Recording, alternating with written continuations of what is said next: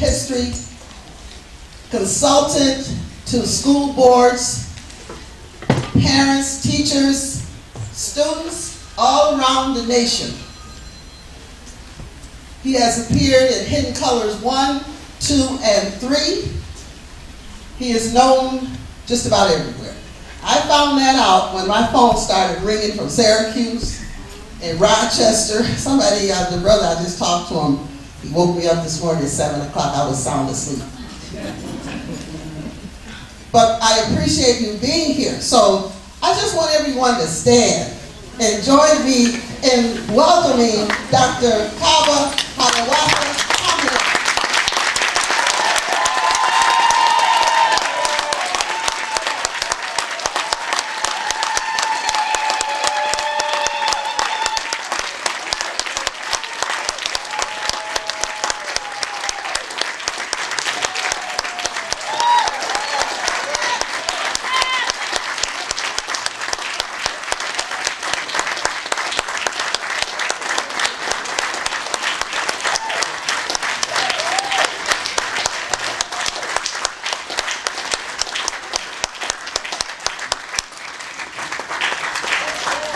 Thank you so much, and Dr. Kamene has to set up, give him time now to do it while I'm making a few introductory remarks. I didn't get home until 1 o'clock this morning. I was just sharing that with Sister Alisa. And at my age, you need a little more rest. But this brother was so heavy last night. When we left the Golden Cup, he was teaching at the Golden Cup restaurant on Jefferson. Then we went over to the Rafi Green Community Center on Fillmore in Glenwood.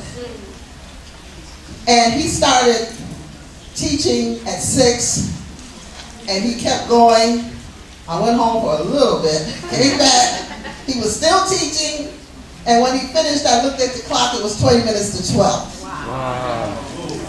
It was pouring down rain, which I didn't know, because when we were in there, we weren't thinking about anything that was going on outside of that building. We were listening to this brother. And it was pouring down rain. Now, I didn't ask him this question, so don't answer it. I had to drive slow because my windshield wipers were slow. So I wanted to ask him, did I scare you, Dr. Kaba? No, it was all right. It was all right. Okay, for those of you who don't know who I am, I'm Eva Doyle. I'm a retired buffalo.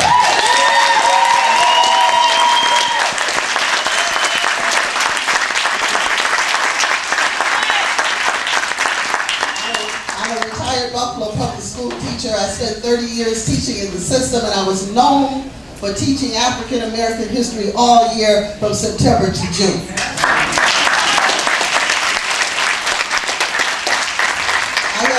I had a white parent ask me once, because every time she walked in my room, it was wall-to-wall black folks.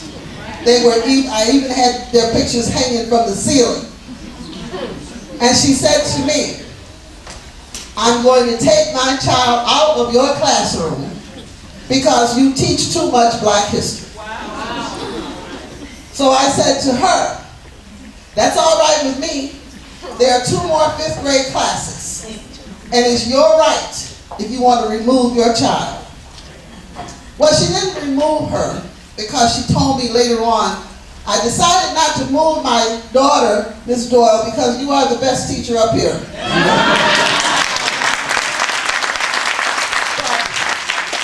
But in June, she transferred her to another school. I made it clear that I was uncompromising when it came to teaching our young people, not only African Americans, but all of my students, the great history of African American people. They were going to learn it one way or another.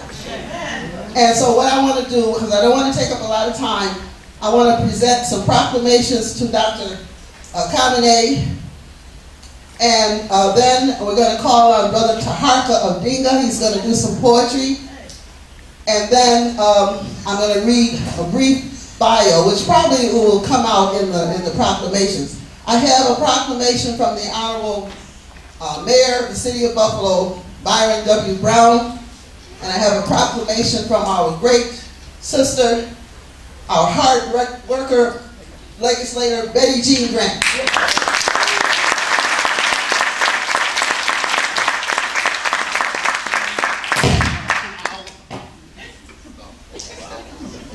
So Brother Kaba will come and stand next to me. And I'm not going to read it all because they both pretty much say the same thing.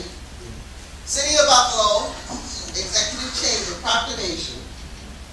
Kaba Hiawatha Kamene, also known as Booker T. Coleman Jr., will speak on the topic of education for empowerment and liberation at the Merriweather Library on Saturday, September 6, 2014. Kaba Hiawatha Kamene is a master teacher, consultant, administrator, staff developer, and curriculum writer. He retired from the New York City Department of Education in 1979 and has served as an educator in the Bronx since that time. During his career, Brother Kaba has consulted with many fields of education around the country and implemented successful strategies in the teaching learning process. He is firmly dedicated to the belief that culture plays a vital role in education and proudly credits much of his success to his teacher and world-renowned educator, Professor John Henry Clark.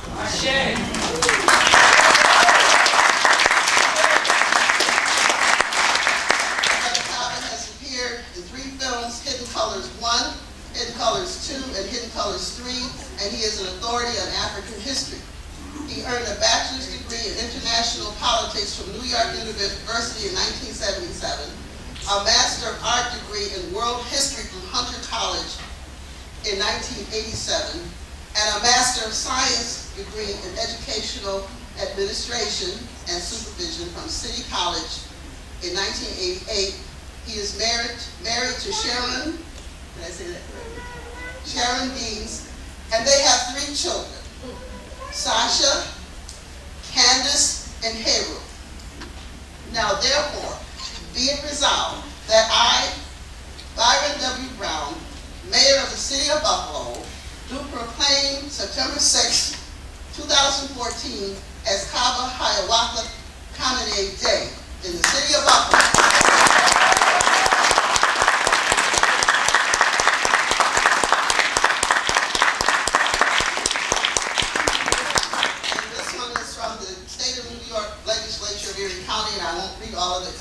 Says the same thing. Whereas in September of 2001, Brother Kaba implemented his lifelong goal of developing an African-centered science academy named Ankh, which means Temple House of Life. Be it resolved that the Erie County Legislature pause in its deliberations to recognize, honor, and congratulate him and thank him for his trip to Buffalo and speech at the Merriweather Library. Signed, the Honorable Betty Jean Grant, Democratic leader, Erie County Legislature, 2nd District.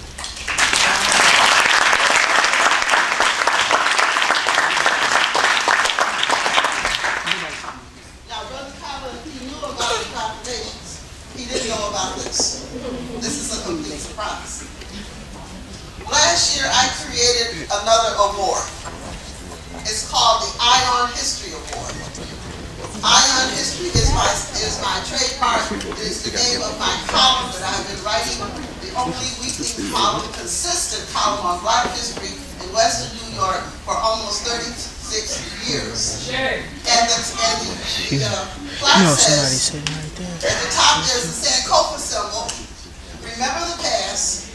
Ion History Award presented to Kaba Hiawatha Kamene, master teacher, for his outstanding contributions to the truth of African history, presented by historian F.A.M. Doyle.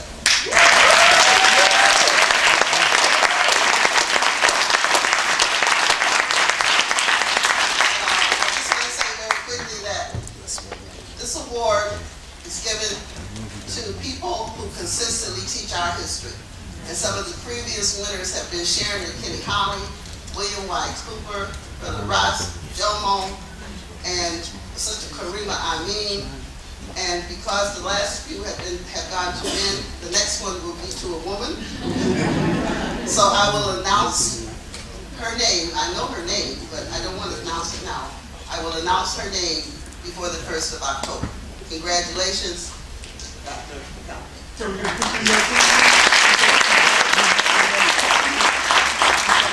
While we're doing that, Sister Sandra Bush, manager of the library, will just say a few words.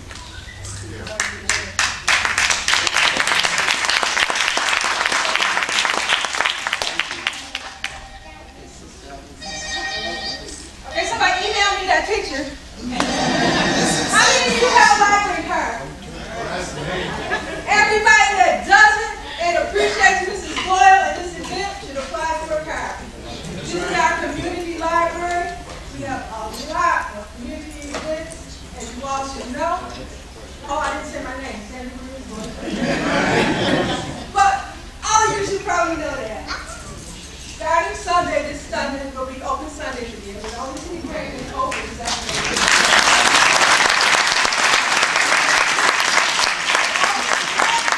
Get a library card. Everybody you know to get a library card. We have a calendars here. We have applications here.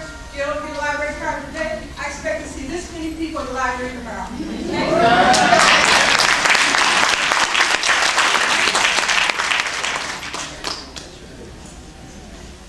We're going to have a treat now from the brother Taharka Dinga. He's going to give us some poetry.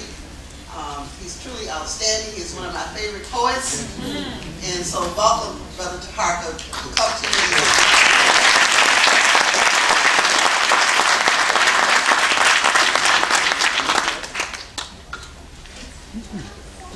My people, oh how I love my people. I'm privileged to be here, seeing Ms. Doyle at the Marcus Garvey Day a couple of weeks ago. She asked me to see what I can do to open up such a tremendous event. Really relish the opportunity to be here with you. With some of my other comrades from the Marcus Garvey Day that really could have been here, but they're other places, so I'm representing them, family, here we go, self. You know, I'm an educator too, and sometimes I have to go to some hard youth in the community, and I'm out there telling them some things like this in order for them to show and teach and love. It's the politics of the situation that's got you brainwashed into thinking that I'm your enemy when really I'm your friend. You blame me for your lack of education, but I'm here to help you. It ain't my fault the system failed you, rejected you in school when you thought you were defending yourself, told you that you need a job and that you need an education, knowing that you don't have one, tried to stop you from getting one, labeled you incapable, uneducable, taught you all kind of bad student habits, and you believed it and think that this is the way it's supposed to be. It's the politics of the situation that limits your reality, defines your vision. Only what's going on around the corner down the block. What's going on around the corner down the block. See, the hood bless you with a four-letter word conversation, but I was here before you, and I'm here for you. Show you that centuries-old love, connected to Kome, connected to Shaka, connected to that cash yours on the ground, Booker T. Washington bucket, up you mighty race, Garvey philosophy, Dogon for Mali astronomy, show you specifically how you was the first in history. So stop treating me like I'm your enemy. Listen to this story for a player. Because the story was told, but the players were forgotten. Because the players forgot to remember the story that was told. You hear me? I said the story was told, but the players were forgotten. Because the players forgot to remember the story that was told. But the players were us, the Afrikan of humanity.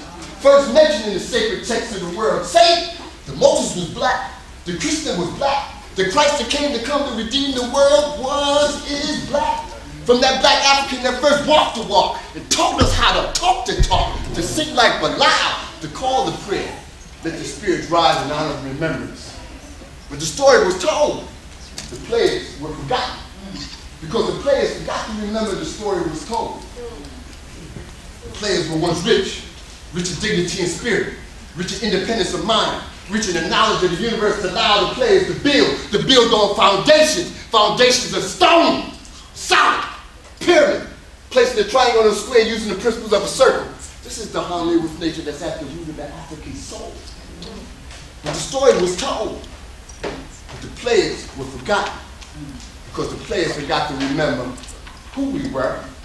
The first of our kind was dear then when Christianity was born, was dear then with the knowledge of good and evil, yet we choose to forget. And the story is now, and the potential is clear. A potential so strong it makes the enemy fear. The players that we truly are, when we understand the spirit can be built. The spirit can be killed. The spirit can be killed. The spirit can be killed. Open your eyes and see, girl, your spirit can be killed. Insist in the spirit, nearly die. Carry on, let it die. Bringing goodness from Africa. Mother of all that is to be. Gave of immortal, he didn't long die, but medicine is still alive. The spirit can't be killed. Long wars of Greek and Roman manipulation have provided much untruth and stagnation for blackness. But the spirit is always alive, producing righteousness far and wide. Animal cross the elephants. The Africans are still doing things they say can't be done. For the spirit lives. Live on spirit, live on spirit. Spirit worship for Amun Ra. They tried to make a slave out of Africans, try to rob us, mistreat us, miseducate us, use us, abuse us. Over 100 million of us was murdered during the slave trade. More than that. But the spirit lives, unifying, unyielding African spirit of truth. Rise on, carry on, live. Africa live. The source of all that is. They try to kill Garveyism, but Garveyism still exists. As there's Elijah Muhammadism, as there's Fannie Lewism, Malcolmism, Kingism, and all the rest of our spiritism. When the spirit can't be killed. Live on spirit, shine on spirit, spread righteousness all over the globe. Unifying, unyielding African spirit of truth. Rise on, carry on, live.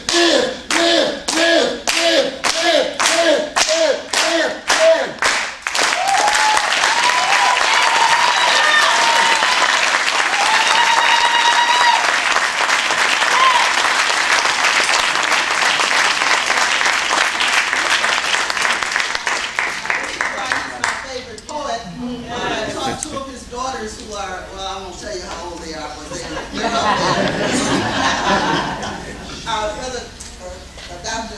Kamene is going to make a couple of remarks in a minute, but I want to thank all of those people who gave a donation. I really do appreciate it. I really appreciate it because it does cost a lot of money to do this, to bring national people in like Brother Kaba. And I forgot to mention that one of the recipients of the Ion History Award was the director of Hidden Colors, Tariq Nasheed. When he came in, I brought him in last November, and he showed the film at the Market Arcade, and we had a packed house. And that's why I feel a little bad that they closed the Market Arcade because it was such a close theater in our community. We'll announce the next speaker, but it'll be a whole year. It'll take you a whole year. Dr. Umar Johnson.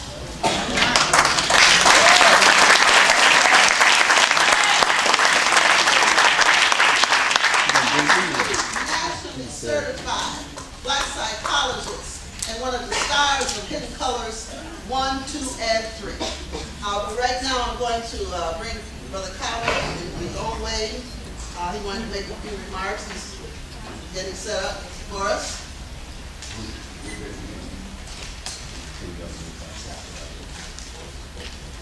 I'm going to go straight. But let me just say this.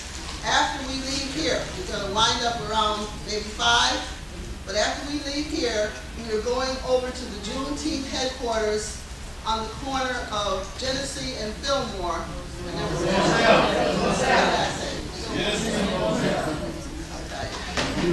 Genesee and Moselle, and I asked Dr. Kaba how he felt about that, because to keep going, and he said to me, this is what he said: I never get tired of talking to my people, and when we move from the library, I'm going to take it to the next level.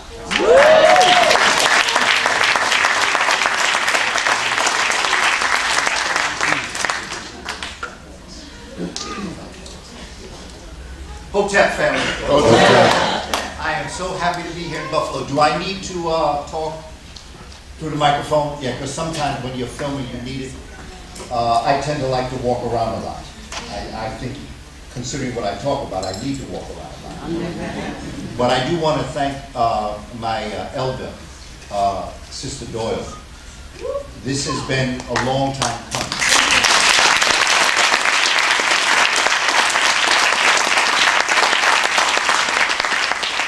So that I'm really very happy to have had this, to see the process of making this happen. One of the things I've learned in my life is that the most precious thing that we have is time. You can have a person laying on his or her deathbed and tell them, I'll give you one thing. You can have anything you want, but I'll give you one thing. They don't ask for more money, more cars. They ask for just a little bit more time. So that when time becomes that precious, and when Saturday, after a full week of what you've probably gone through, I realize how precious and how important it is that we have this fellowship.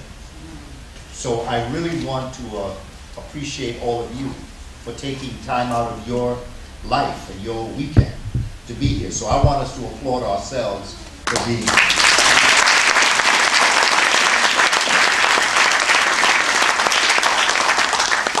I just don't take things for granted. I realize how precious your time is. I've never been one for large numbers. I'm through converters. Because if I have to convince you of what I have to say, there's nothing I can say that will convince you. And if I don't have to convince you, then why do I speak? Just let's get it on.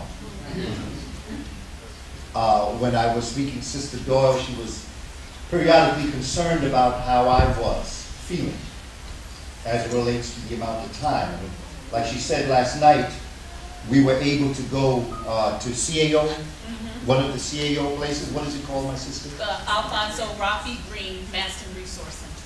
And our sister, please tell us your name, my I'm sister. Patricia Elliott. Please, can you stand, my sister?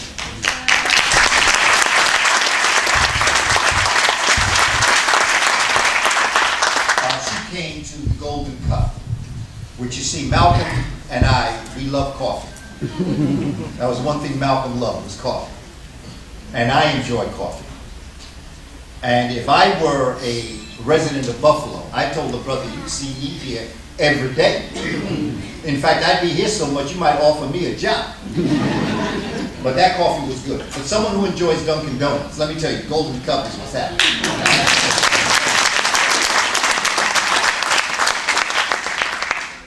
And the reason why I mention these concepts is because I realize that I come from New York City. I'm from the Bronx, grew up in Manhattan.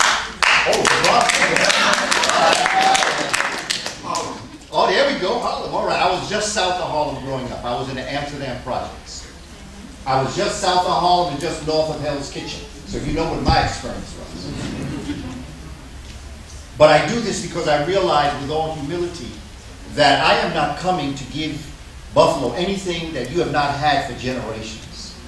I honor the elders of Buffalo who have been fighting this good fight all of these years.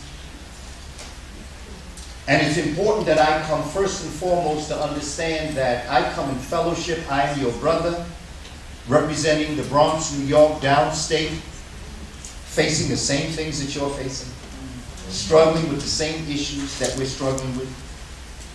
And brothers and sisters, quite frankly, I'm looking for 3 out of 100 that's going to make this happen. Okay. I got good news and I got bad news. The good news is Dr. King was right. We are going to make the promise. We are going to make it. It ain't over till we do. That's the good news.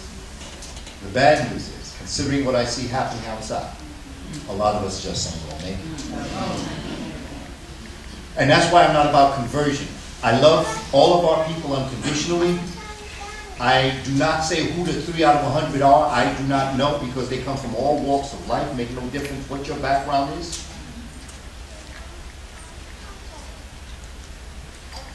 But the bottom line is that there are many of our people who have been brought into the illusion, quite frankly, of the greatest disease that has hit this planet, in at least what I know of our lifetime, and it is Neely Fuller. He makes a statement that I felt was so important, that even though he was not in Hidden Colors 3 and he needed to be there, I wanted to represent him when he said, if you are talking about a problem in the world, and you're not talking about white supremacy, you're not talking about the problem.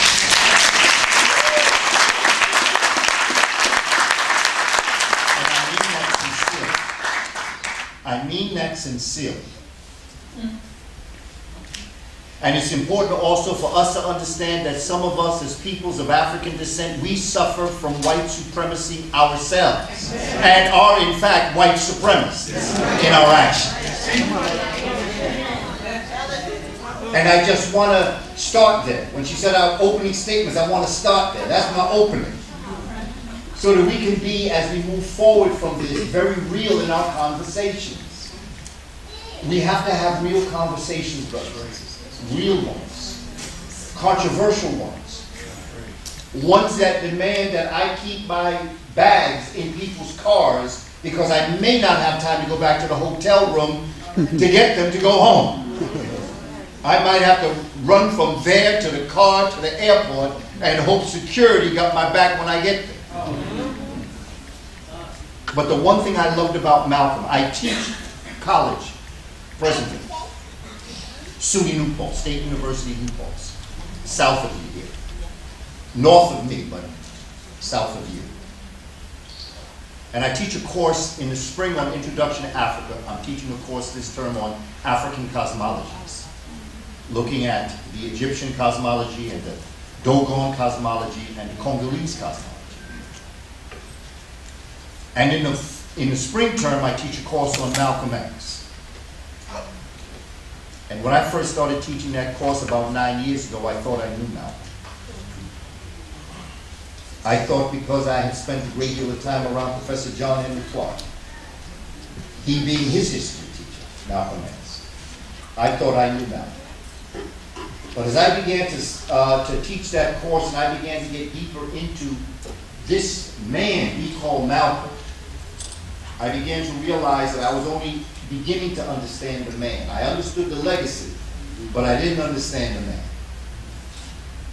And over the years that I've taught this class, one of the greatest things that I admire about Malcolm was probably what caused him his demise. In the autobiography, he says that he lived with people in the beginning of his life in foster homes, and there was a woman who told him when he lived in the house, she said, Malcolm, you ain't no good. But the one thing you ain't no hypocrite.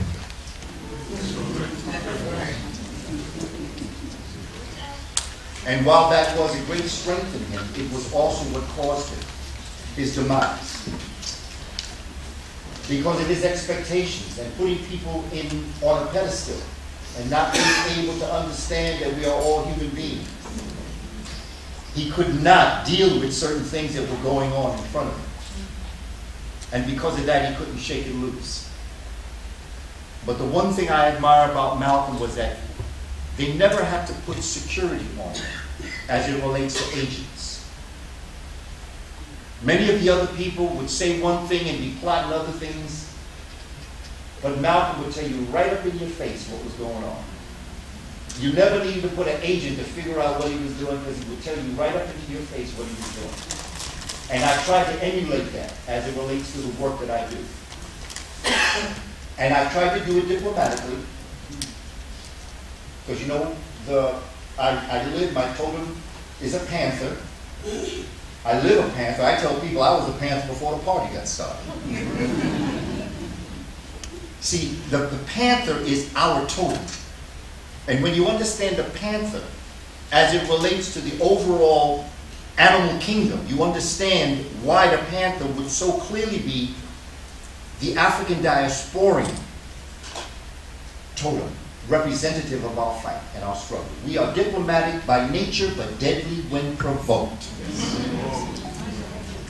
We don't start nothing, but we don't walk away from it. And at the end of the day, only one of us is going to go home. Isn't that our story? Think about our history, because I want to make common sense of this, because I know that, you know, it's one thing to speak and to say things that you can touch people. And there are people who speak in most wonderful ways and they know how to touch people.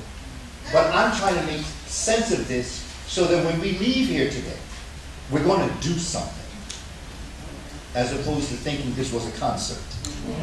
See, I told Sister, I don't do concerts. I don't come in for 2 hours and then fly out. Say all the things folk would like to hear and then fly. I want to see that at least my presence here has made some form of change in Buffalo. When I was, and the change is within us. Yes, yes, yes. See, what troubles me more than anything else is not the conditions that we're in. That doesn't bother me. What bothers me is we don't have to be in this condition. That's what disturbs me. Because we can make a difference. We don't know how great we are. We really don't understand how great we are. It sounds good. Black is beautiful. Remember? Watu Wazuri use Afro sheet. Remember that? I know I'm dating myself, but that's all. But we didn't understand when we were saying black is beautiful, what we meant. Black is not just beautiful. Black is the only thing that exists. And everything comes out of the black. And I show my children when I was a kindergarten, because I started as an early childhood teacher. I was a kindergarten teacher. 5-year-olds for you. Hey, you want to know about yourself? Just hang around 4- and 5-year-olds for a while. They will wear you out reading you all day long. They used to read me, I'm telling you. Long before I had children, I had my 5-year-old class, my kindergarten class, and the things that those children would say to me and how we developed our relationship. But the one thing I learned about being around them is that when they fundamentally and ultimately feel that they can trust you, they will open up a world that you never realized existed. Because when we were 4 and 5, we were living in the world, never aware. It's like not being able to tell the forest from the trees. And I tell folk, don't worry about if you see the trees and not the forest. Don't worry about if you don't see the forest and not the trees, or see the trees, or whatever. I say, look at the trees that are in the forest. Because then you see the whole picture. And that's what our children are able to do. They can see the trees in the forest. We're so busy focusing on the trees, we don't see the forest. Or we're looking at the forest and we don't see the trees. Be around 5-year-olds. Get a sense of the world that we're living in. Because once we get to understand that, then we'll understand the change that we have to make. And that is for our children.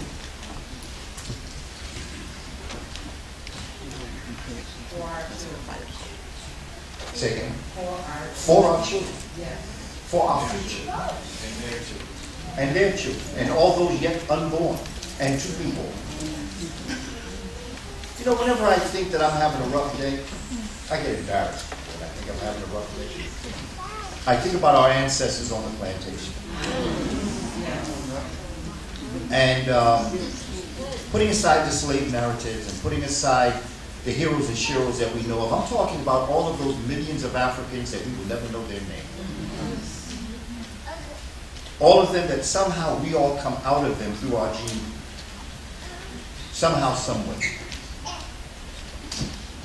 Through disrespect, their names do not go in history, but their presence are embedded in our DNA. I think about them. And I think about what they went through.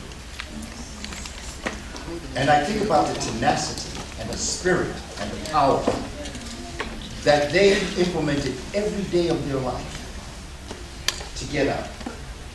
the idea of studying Africans who, when they studied the bone structure in the African burial grounds down in Manhattan, they saw young men and young women who they knew by chronology were approximately 29 to 35 years of age.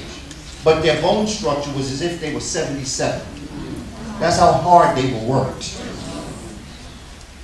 And I just wonder what it's like to get up in the morning and know that that's the type of day you're going to have to put in, and you ain't getting paid. We complain about not getting paid enough. But they got up every day and they did the job. They didn't do it because they wanted to. They did it because they knew that if they just kept the fight going, somebody would be free. Think about the fundamentals of what I'm saying. So that when we're wondering about a meeting that Sister Doyle is calling for, or Sister Patricia is having at the CAO, or any of the other organizations that call upon you, when it's time to support our vendors, when it is time to give money, think of a time when you didn't have money to give. So, you know, it wasn't about, I can't give you, I don't have. And everybody next to you knew because they didn't have either. Think about that life and what it was like. And then think about what's being asked of us today, which embarrasses me when I think I'm having a hard day. Because everything that they did, every sacrifice, every limb that they gave up, they did so that we could sit in this room today. And when I said, Sister Doyle, don't even be concerned about sleep. I didn't come to Buffalo to go to sleep. I came to Buffalo to roll back my sleeves and get busy with my family.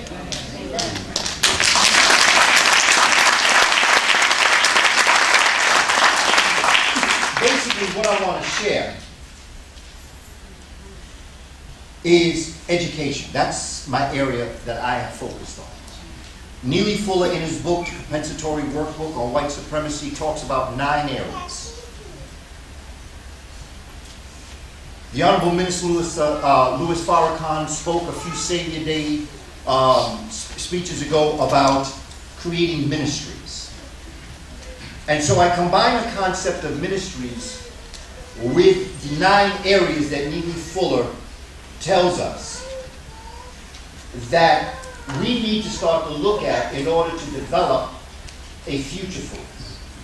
And I use the acronym REL, SEL, WEP. R-E-L, S-E-L, W-E-P. The R stands for religion. We need to get back to a spiritual system. Religions are concoctions of people expressing spirituality. We need to understand, do not throw away that Bible, or the Quran, or the Torah, or the Rig Veda, or any of the holy books, because all of them are versions of an original African thought. I can show you on the walls of Egypt, I can show you Genesis. I can show you Cain and Abel. I can take you to King Tut's tomb and show you where the virgin birth first took place. With Aset and Asar and Heru. I can show you that story. So I'm not about not honoring religion. I'm about placing it and grounding it in an African mindset so that we will not go to war with each other claiming that our God told us to destroy you. I can't handle that. I'm having cognitive dissonance because if there is one God, and right now in the world there are 3 major religions fighting each other, saying that God is telling them to do this, I'm trying to figure out God is not a very nice person. He's messing with people. Maybe he just wants to get rid of all of us because she knows we don't deserve it.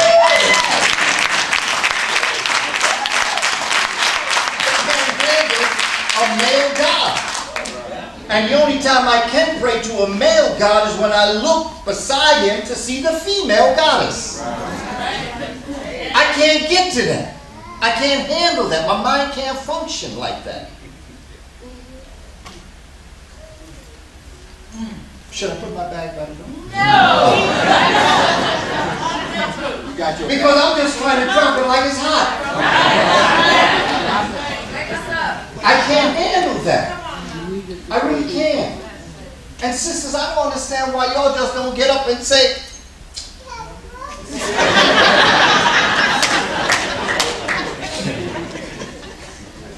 that don't make no sense.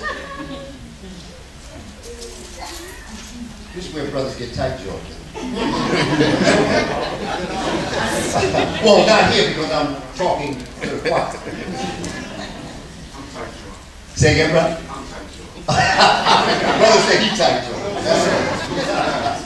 But you know what's interesting, brother, is that when you took that picture, you asked for Sister Doyle and I, because you see, this would not have happened had a sister and a brother.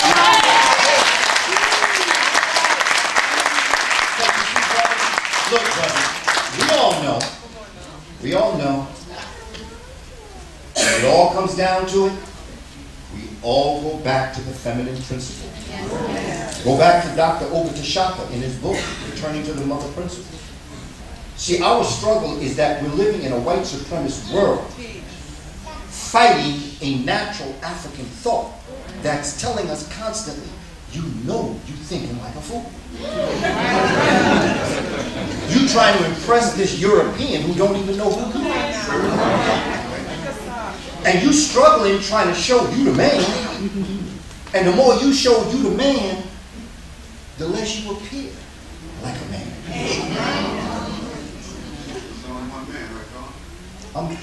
I feel it, man. We have to understand this as a people, and we have to move forward with this together. Sister not on a pedestal. Sister not below us. Sister not ahead of us. Sister beside us. And if you don't believe me, look at all of the statues and the pictures in Kamene. And you'll see that dual twinness between the two.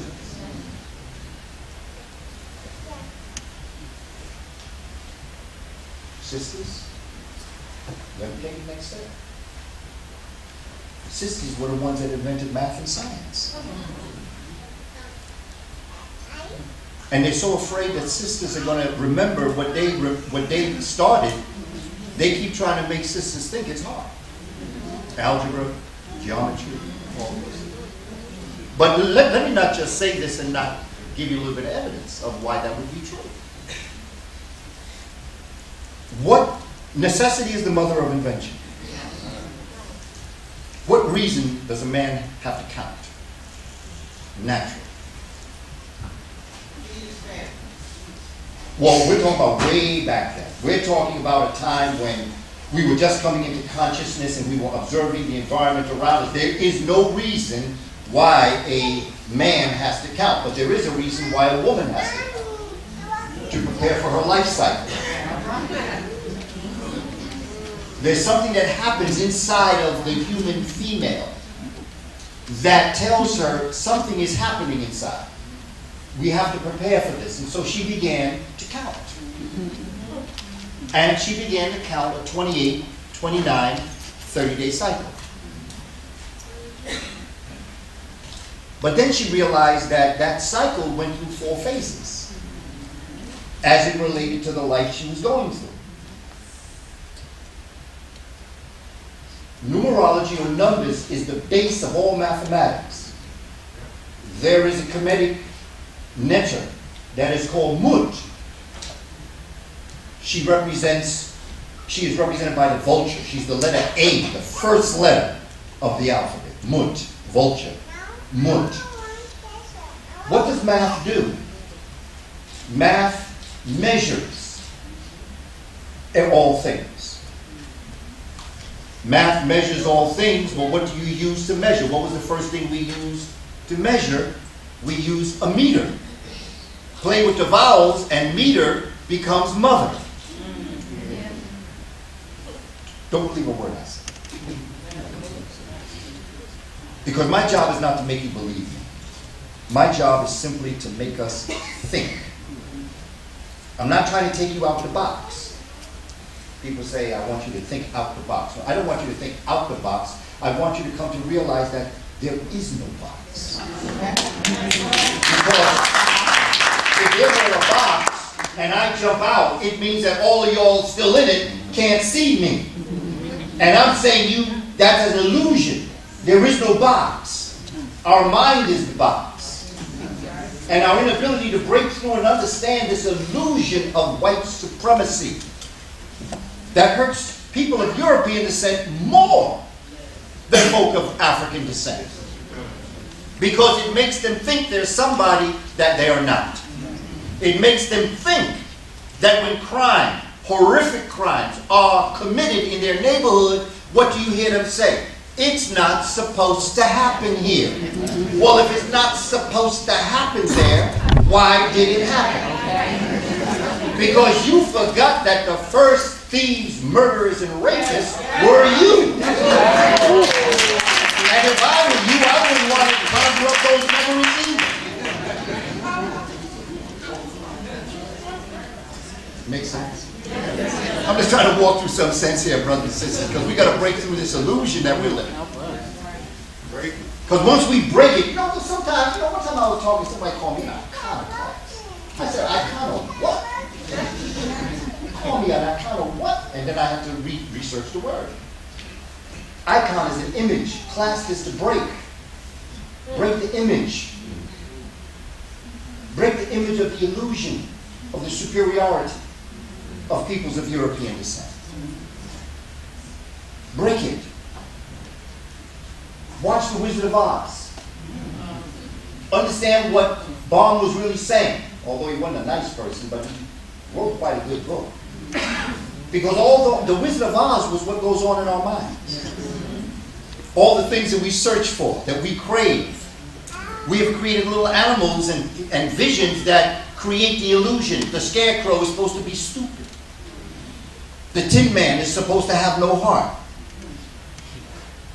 And the lion, although it claims to be courageous, is really not the more courageous one. It's the lioness that prepares the food. And although the pride is the group of them, it's the feminine principle that feeds the pride, while the lion just kicks back and chills. But when it's time to step forward, the lion protects the pride. So think of this story. And here's Dorothy. She's done been knocked out. She ends up in this place with little munchkins, who are the Twa people. And the Twa people, she says she want to go home. She all by herself. And what the Twa people tell her? Follow the yellow brick road. Follow the yellow brick road. Follow the yellow brick road. So what does she do? She sets off on the yellow brick road. She want to go home. They say go to Emerald City. Emerald City is a song. The color green. The resurrection of the life. On the way to Emerald City, she comes upon a scarecrow. He want a brain. She said, well, I want to go home. And the whiz, the whiz is the whiz. If he can get me home, he certainly can give you a brain. They keep going. They come upon a Tin Man. Put a little oil in him. He starts creaking. He's ready to go. He wants a heart. A heart. Ma'at. Balance and justice, righteousness, reciprocity. Wow, okay. If he can give me a brain and get Dorothy home, he certainly can give you a heart. Keep going. Come upon the lion. Okay, that's good. I want courage. I'm the king of the jungle, but I'm ashamed because I don't have courage. Say, well, come with us to Emerald City. Gets to Emerald City. And the Wiz, we don't know this yet, but what we do know is the Wiz got a big mouth and he's a huge projection on a wall. An illusion. But because people have told them he can solve their problems, they believe.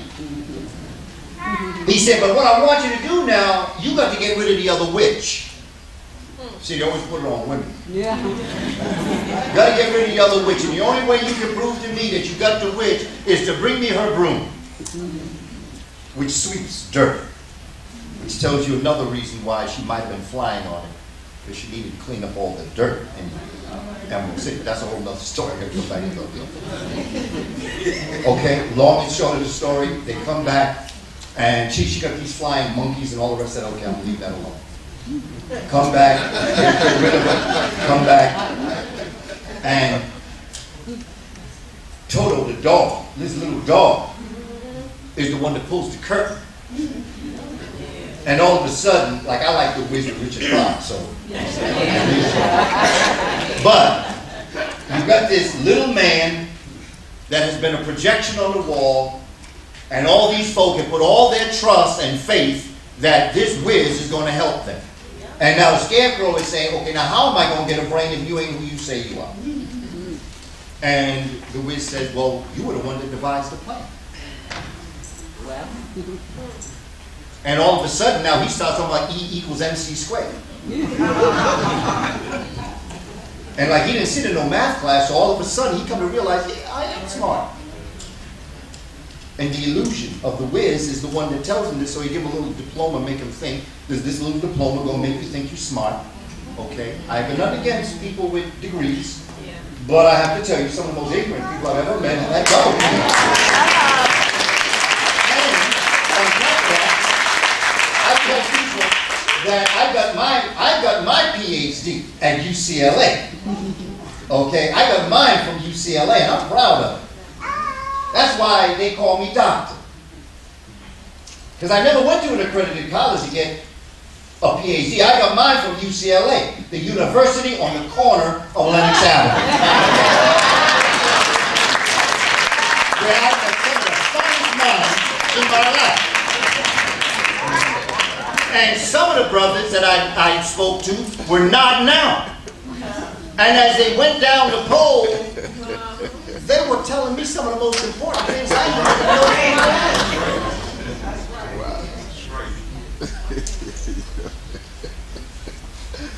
We don't need their validation. Come on. Besides, who gave out the first PhDs? A group of people that didn't have one. Don't make sense to me.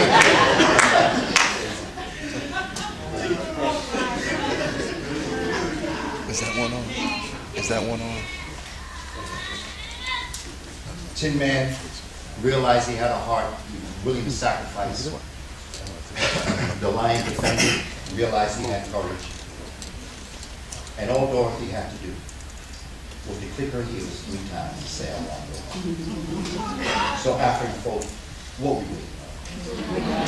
Are we waiting for the Wiz? That small man, that's a big illusion. White supremacy, maybe you think they're bigger than us. The only thing that keeps white supremacy alive is us. As you look at them, you can see they're gone. It's over. Rigor mortis has set in the body of white supremacy. They're dead. The only one that keep them alive is we keep trying to resuscitate them. It's all in the mind. The greatest weapon that the oppressor has is the mind of the oppressed. That's right. Now, we've heard that said a lot of times, but why aren't we acting on what we know? That's what I can't get over. We know it. Stargate. Stargate was a movie come out in the late 80s. There's a story about this Egyptian god named Amun that oppressed the people. And, wow, I found that story very interesting. So, but whenever I find a movie very interesting, I have to go out and get the book. So I read the book. And when it came to a discussion on how Amun was able to control the minds of the people that he made work, it said that when someone wishes to oppress you, what they do is that they will give you a myth. The second step is to get you to believe the myth. And the third step is to make you, because they keep pushing it at you, you form the habit of believing the myth. And while it's always the last form, it's always the hardest to get rid of, because we know that their superiority is a myth. And we don't believe it no more. But we're living a life of habitually believing the myth. We have formed a habit and become very comfortable living the myth. Dr. Diop says there are three things you take from somebody when you wish to oppress them. Anybody, any culture. You take their history, you take their language, and you take their psychological factor, which is their values, as Dr. Jeffries will tell you, VIPs, their values, their interests, and their principles. And you superimpose your history, your language, your values, your interests, and your principles over them, so they become imitation mini them. And that's what we're living.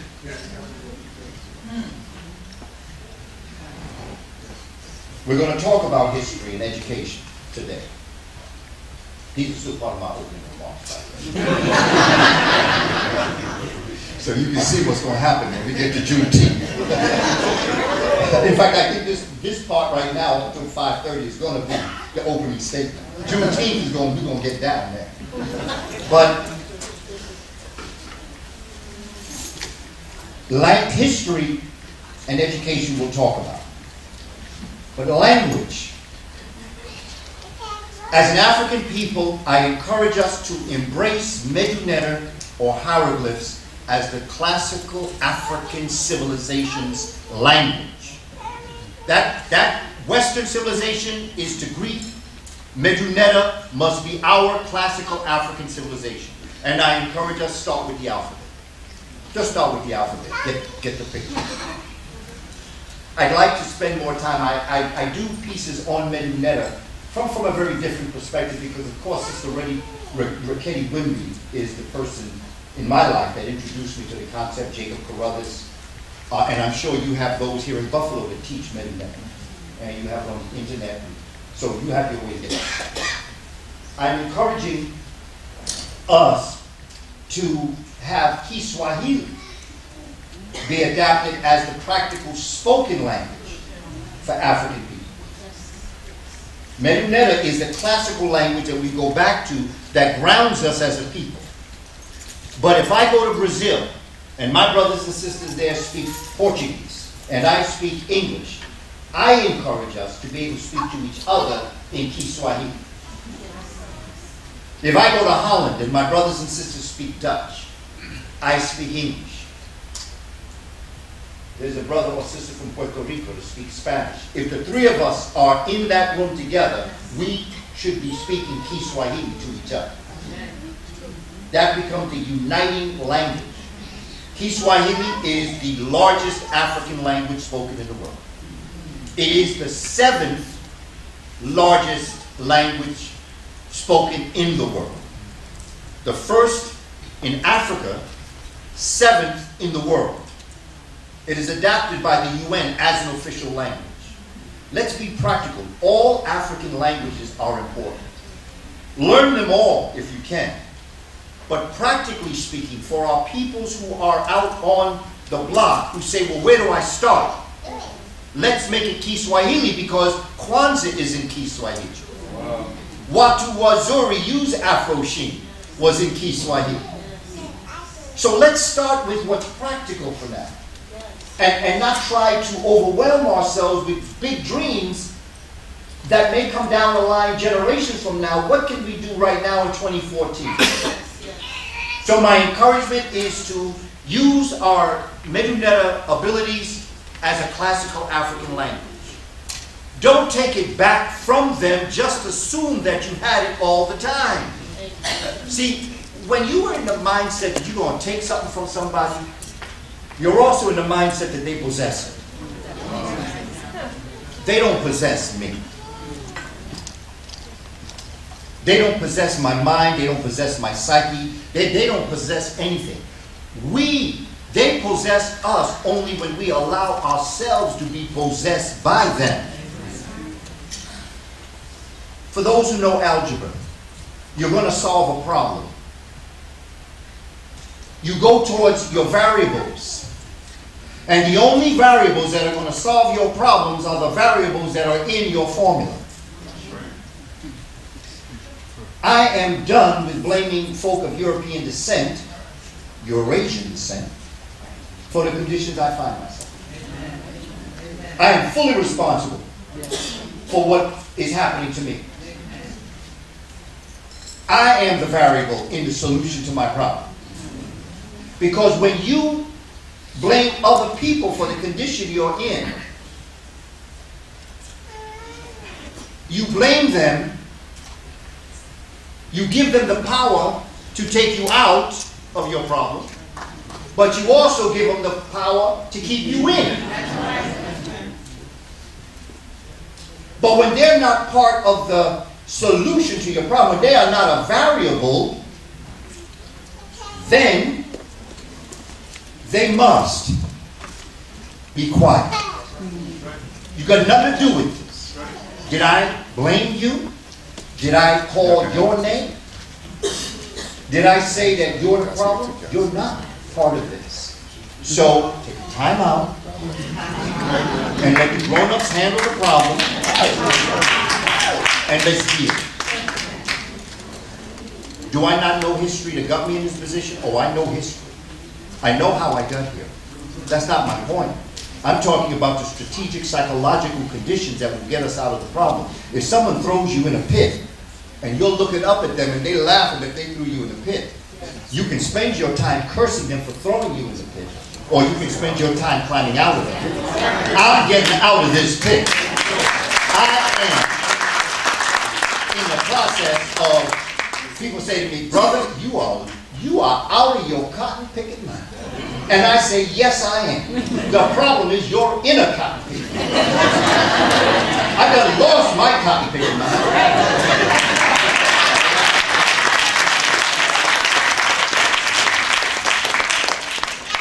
Values, interests, and principles.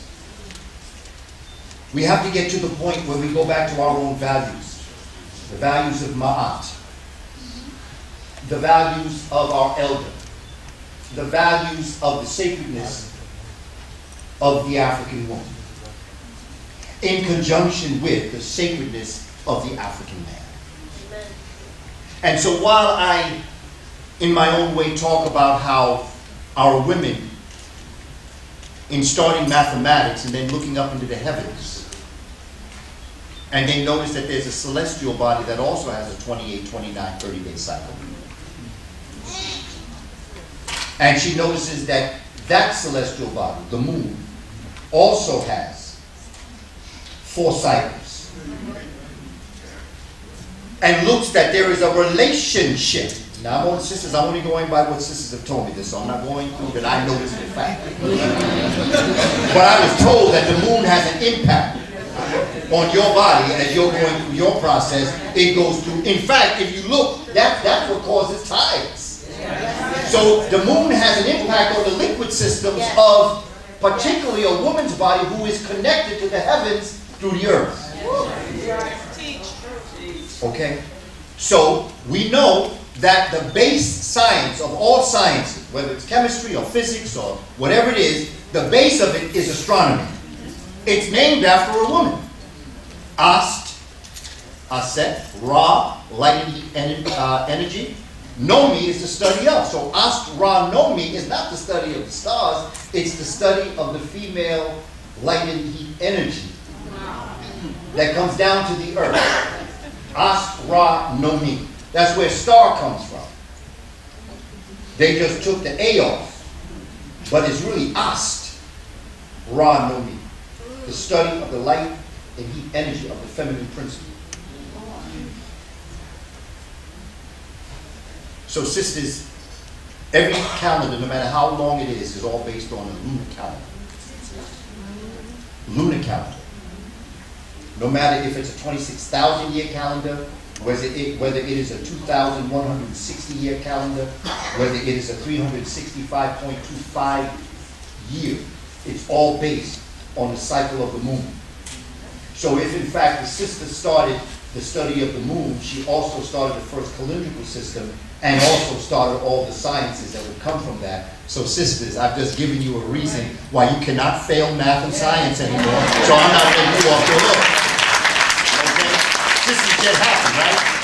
They say, yeah, I did that. Yeah, but you can't do that anymore because you can't fail because you got it in your DNA structure that you invented it. All you got to do is remember.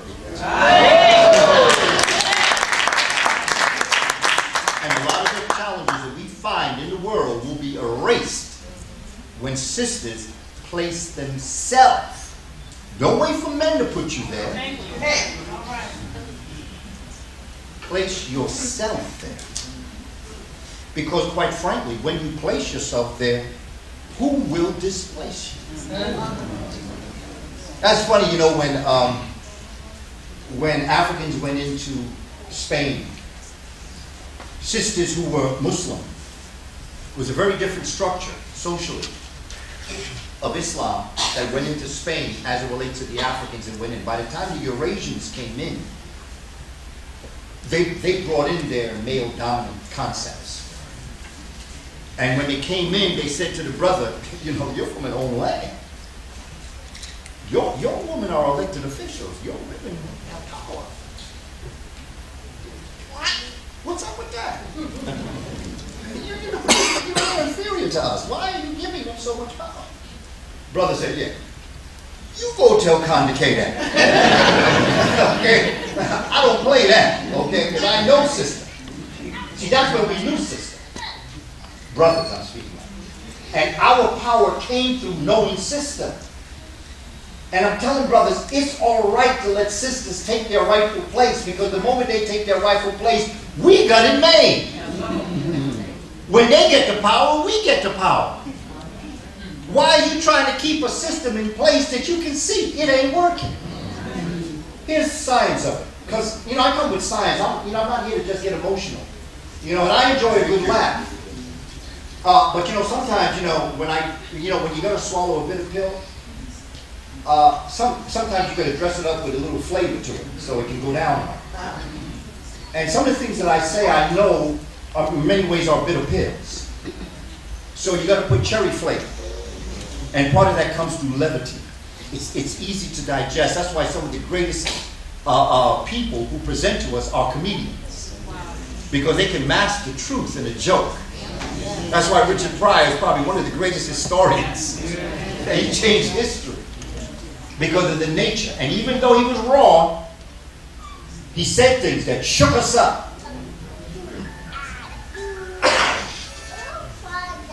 And once we get to that point where we understand this and we start to implement this, the science of it is there. It is very real. Dr. Edwin Nichols, genius clinical psychiatrist, Google him, learn him. He is the mentor to Joy to Grief. He had a test where they tested the corporate world, where they asked the series, I'm going to just paraphrase it, they asked 10 questions. There were, and I'm just going to throw this number out, this is not the exact, but this is just an idea. It is the truth I'm telling you, but I'm not getting exact because I'm trying to make it palatable to understand. 5 of the questions, the men got absolutely correct, and all the women got wrong. 5 questions, all the women got right, and the men got wrong. Which tells you that the society that we're living in is only working at half the strength of its capacity as long as women are left out of the mixture of what needs to happen. Because if men and women work together, all the questions would be answered correctly. Make sense? Because I'm trying to make sense. I appreciate you. the education of our children. Spent a great deal of time with our children, 31 years. My background is early childhood. I'm a kindergarten teacher. And spent a lot of time with our kindergarten children. And Dr. Clark, in my time with him, I said to him, I said, Dr. Clark, how can I best help my people? How can I best do, you've observed me growing up. I met him when I was 12 and a half. I would like to say I hung out with him all the time, but I didn't. But as I got older, he became more important to me. We spent more time together. And I give him a great amount of credit for much of what I represent. I give great credit to my parents. I had wonderful parents. But as it relates to the work that I do and the things that I do, it's really Professor Clark who brought me to levels of great consciousness. And I said to him, Dr. Clark, how do you think I can best help my people? I was in my early 20s. And he said, Booker T, you asked me that question because you really want a truthful answer? I said, sure. He said, get a job. And he said, why you had to get a job with a good retirement plan? Because what you're about to get into, you cannot depend on your people to pay your rent. And he said, you shouldn't have to, and why should you? Because why should they have to take care of something that you as a man should take care of yourself? That was some of the finest advice that he ever gave me. Get a job. I graduated. Some people call it retire. I call it graduate. Because now I'm doing what I was born to. This is what I was born to.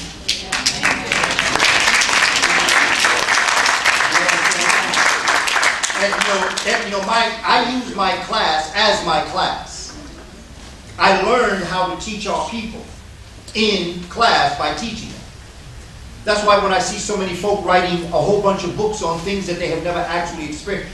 You know how long it took me to do my curriculums? There were curriculums, like I've been doing a text on pyramid. Dr. Ray Higgins invited me to his African convocation the weekend, September 24th. And I am going to be doing a presentation on the role of the ancient texts as it relates to the Memphite text, the pyramid text, the coffin text, and the book of the coming forth to day by night. I'm going to do an analysis of that. The Shabaka stone I've been studying since 1975. And I've been teaching it since about 1987. The pyramid text I've been studying for about 9 years, and this is the first time that I'm going to be doing a presentation on the pyramid text. The coffin text I've been studying maybe about 4 years, and the book of the coming forth today I've been studying for a while. The point I'm making is that it has taken me so many years to study this. I've spent so much time in research. The 31 years I spent with my children all were like my postdoctorate degree in learning how to teach. And so I've always been very serious about when I come before you with an approach that I call the scientific method. And the ability to walk you through, that's why I keep asking you, does it make sense? Because a lot of people will listen to people talk and it sounds good, but it don't make no sense. But you just keep agreeing because that's what you think you should do. And so I'm always trying to make sense of this so that your neurons that are being brought together are very clear. And as teachers and as parents, we have to study the brain. And I tell teachers that if you have not studied the brain, it's equivalent to a brain surgeon not knowing the parts of the brain. How can you operate on something you don't know? Right. Well, how can you teach something that you don't know? Right. You can't. And I know that for a fact. Because I've seen too many teachers get tripped up in the classroom simply because they don't know how that child's brain is operating as that child is looking at you with one eyebrow almost at the tip of their head. Like, do you really think? Or when they give our children all sorts of medications because they keep their head on the desk. You know, the child told me, he said to the teacher, it's not that I don't understand. I don't have ADD. You're just boring.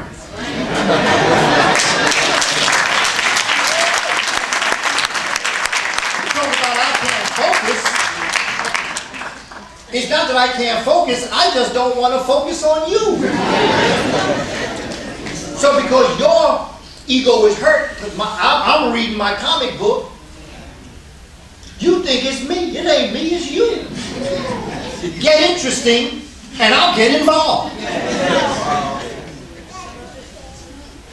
And that's what comes with interests and values and principles. Like I had a, when I taught later in my career, as I retired out of the middle schools, I had an 8th grade, and I was teaching social studies this year. And student said, Brother Kaba, this is boring. I said, it's boring? He said, yeah, this is boring.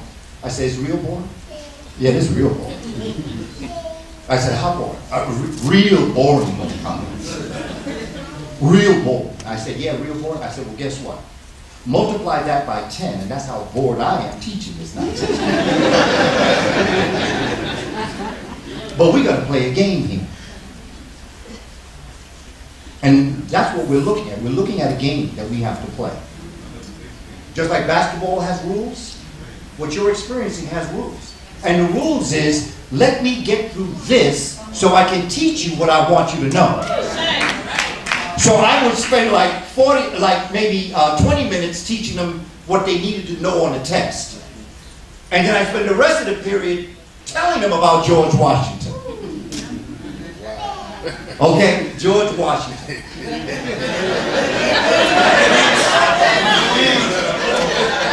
Are you serious? What value is George Washington to me? What interest is George Washington to me?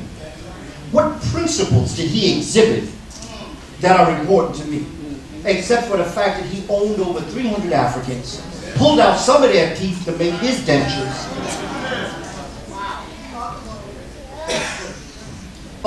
That's what I want you to know about George Washington.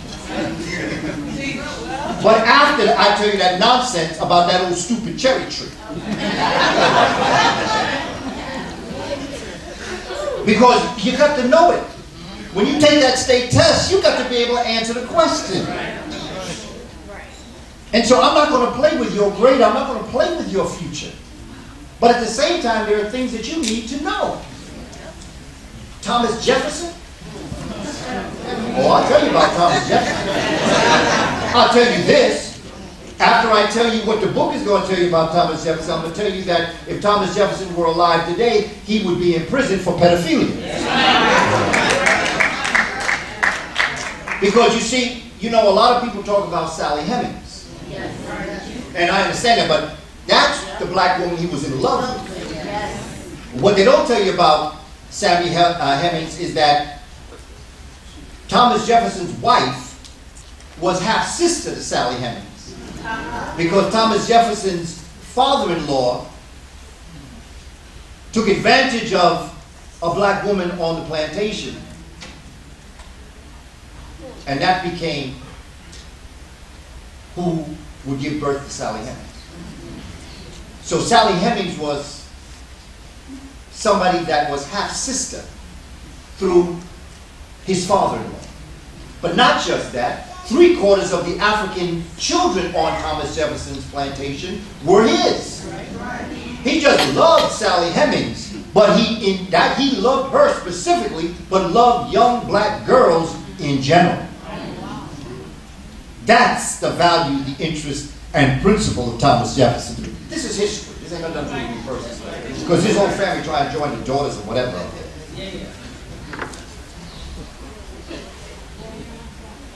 Ben Franklin. That's another one. He's the only one signed the Declaration of Independence who wasn't a Mason, because he was a Quaker. Ben Franklin, sired, well, they say 90, but I'll keep it conservative, and I'll say 50. He sired over 50 children, and he died of syphilis.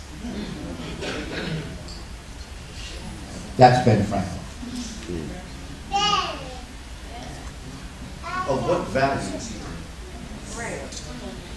The only value is that I know that there are projects in New York called Ben Franklin houses, Thomas Jefferson houses, Washington houses, high schools. Okay? And why are they still named that? Because we don't know our history.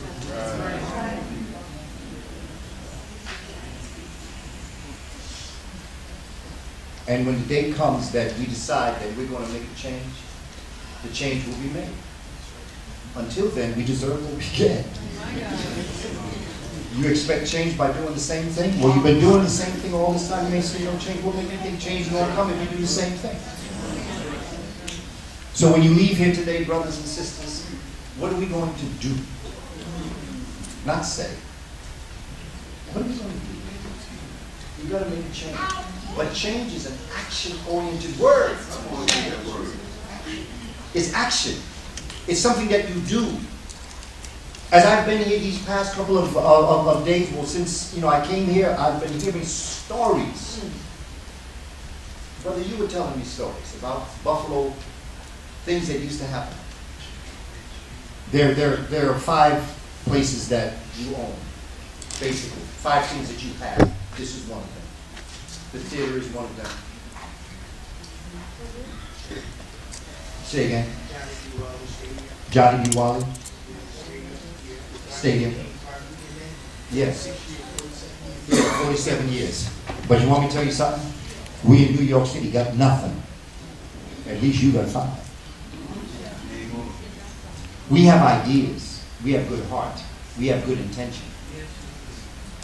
But white supremacy done jumped on our back. So 5 can become 10. Because at least you got 5. Y'all need to come down to New York City and just teach us how to do that.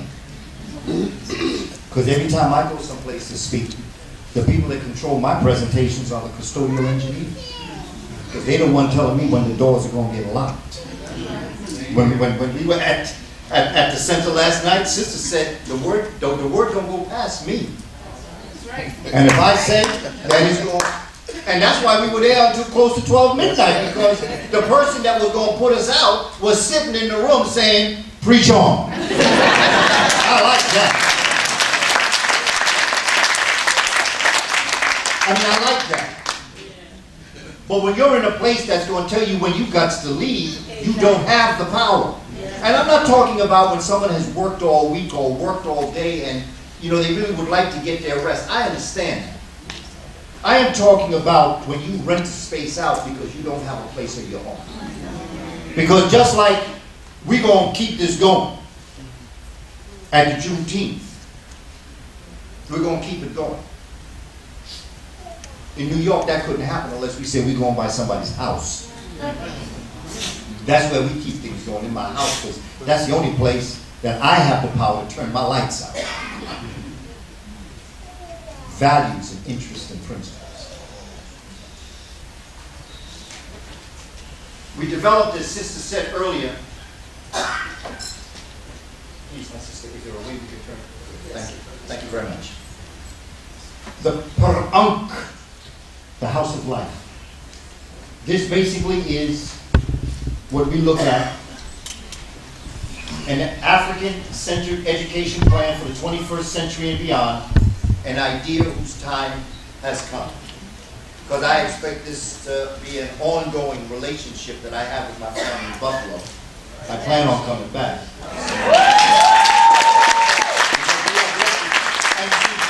What we're doing here is an introduction, it's an overview to talk about, but you'll see what we have to really start to get into. The vision, whenever you start something, I always believe you should have a vision and a mission statement and the ultimate objective of education. See, we've got to define what education is. And this is what Dr. Clark used to teach me. He said that education is about power. And if you're teaching and you're not talking about power, you are not educated. The ultimate objective of education is the power of self-power. This will lead to the rescue, research, restoration, and maintenance of a balance in the cosmic universe and earthly natural or neteru. This Ma'atian balance, this process, will provide for all a lasting peace, prosperity, and equal pursuit of happiness. The human species has as its unique contribution to the cosmos the gift of language, intellect, and reason. That's our specialty. All animals have a specialty. The netters of ancient Kemet, the cat had agility. The dog had the ability to smell and discrimination. The bird had sight. Humans have no specialty. What we have is an acquired specialty, which is the masterpiece of the cosmic universe, which is language, which frames our thoughts, intellect, which gives us thoughts to have, and reason, which reasons the intellect that we speak. This gives meaning and purpose to that microcosmogony, which is an inspirited essence of the Creator having a human experience. We are God having a human experience. Well, let me say it to you another way. That always carry a mirror. See, because I tell people I don't have faith in God. I don't believe in God. I say that in like Baptist churches. Like, because I want to start something.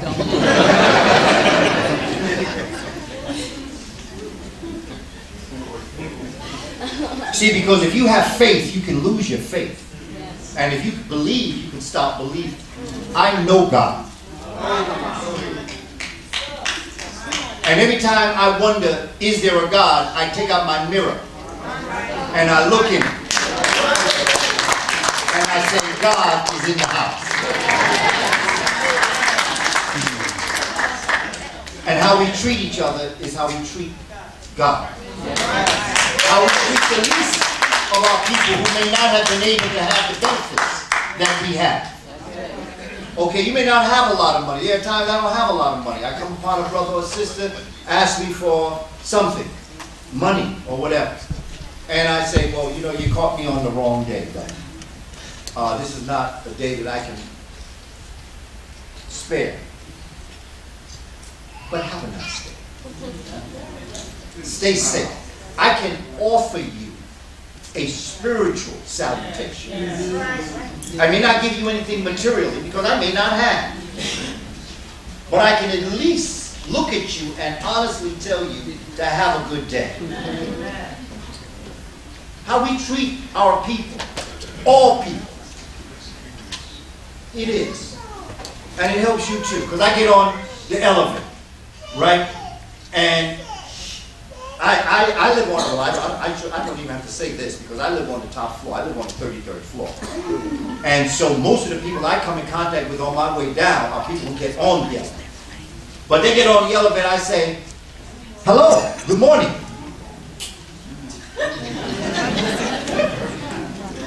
They looking at the wall. Okay? The next day they get on, I say, good morning. They just look at the wall. They don't go. The next day they get on the elevator, I say, good morning.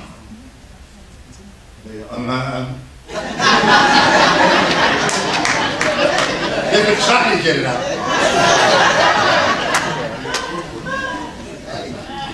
I get on the elevator next time. Good morning. Good morning. Yes. That's right. They get on the elevator next morning. They walk in. Good morning. Somebody has to be strong enough to act like an African.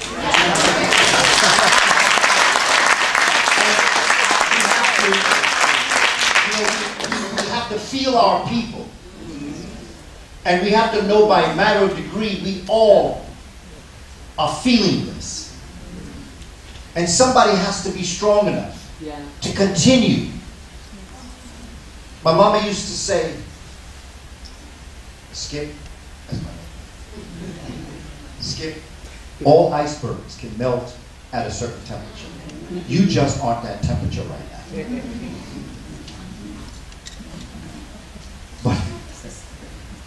But if you keep going at it, and you don't lose that African spirit. Now, please let me also, on the other side of this, say, let us not realize that sometimes we put ourselves in danger's way by being this way. So I want to be clear that I understand that aspect too. There are some people that you might not want to speak to. That does exist. Or at least not at that point. So I want that to be known also. So I'm not just saying blanketly just speak to everybody. But I am saying for those of us who understand this, we make that judgment. That's what ma'at is. It's balance and justice and the ability to make discriminatory, as input would be, decisions. Science plus spirituality in balance creates technology. The will, which is thought and intent, action, are the ultimate determinants of the course of universal events and are the sole domain of the human spirit. See, this is education. This is why we're in school. Not to pass the test, not to get a good job, not to make a lot of money. This is the vision of the school that we have to create. And if you get good at what you do, people will want you to do it for them, and that's when you're going to start to collect your money. The mission, X. We create opportunities of learning, environments for growth and development, experiences in work and social settings.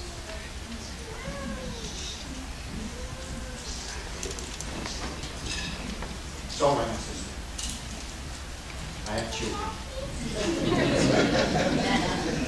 And you know, that's another thing, is that we always encourage our community to come out and we say, bring the children, bring the children. Then when we bring the children, they start acting like children. Then we look at them like,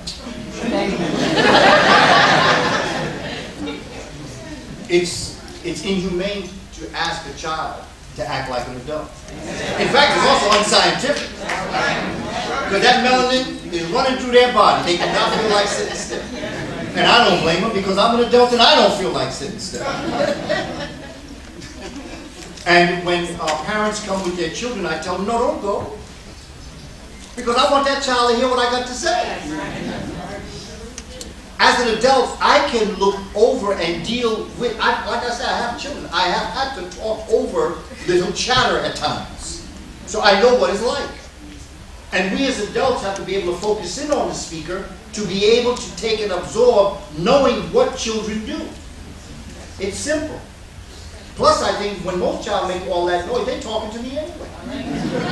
They say, yeah, preach. or we go to church. Well, I understand that.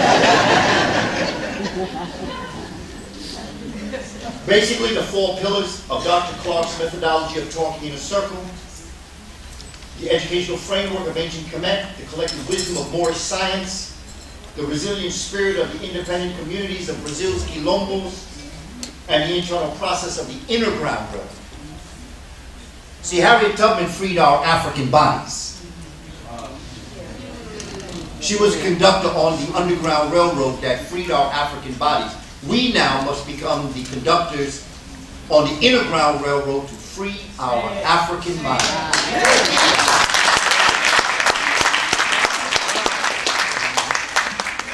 And so we're going back to the future.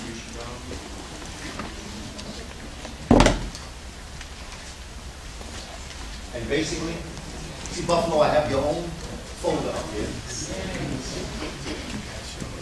Basically, we talk about the arts and sciences, concepts of new numbers, multiple intelligences, Bloom's taxonomy, study the brain. School should be a place for inventors. The reason why a child is in school is to become an inventor. Not just to learn information, but to learn the information that will take society to the next level. Whatever exists, your job is to take it better. You're supposed to be better than us. And so when you see our children doing things, you say, wow, I wasn't doing that when I was your age. You weren't supposed to. In fact, the fact that they're doing things that you're not doing is a testament to your success because it means you're doing the right thing. They're supposed to be better than us. Because when we walk through the pits of life, it is our job to let our young people know where the pits are so they will not waste their time falling in it in order to get out. So when we set up an educational system that deals on this level, it allows us to do great things. And so I encourage us, in terms of our framework and thinking, to begin to look at that. And then to look at our questioning techniques. We'll talk about it.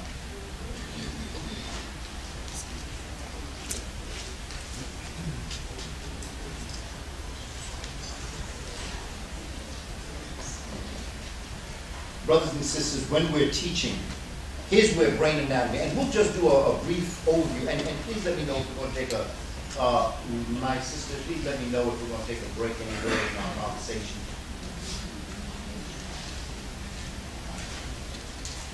Yeah, we can take a break, and, because I know I'm giving you a lot of information, we can take a break at, it's 3:04 now, you want to take it at 3:30? No, you want to take it now? Well, why don't we compromise? Somebody say now, somebody say 3:30. How about 3:15? Okay, I'm with you. But listen, we going on Juneteenth, but it's just for us to take a break, just to relax, let the brain. When you're exercising, your muscles don't grow until you stop lifting weights. And a lot of us always get hit with a lot of information, but your brain is like a muscle. That when you're in a setting like this, it's like mental exercise. So you take a break and then you relax. We are going to leave here. When we leave here, because the library closes at 6, so we're going to stop before that time. And we will continue, for those people who didn't hear me earlier, we will continue the conversation at the Juneteenth headquarters on Genesee and Moselle. Okay, so we'll take a couple minutes. Brother Jomo, you want to do something? And also, I got DVDs, I've got T-shirts, and I've got oil. So we can take a break on that, and we can do something.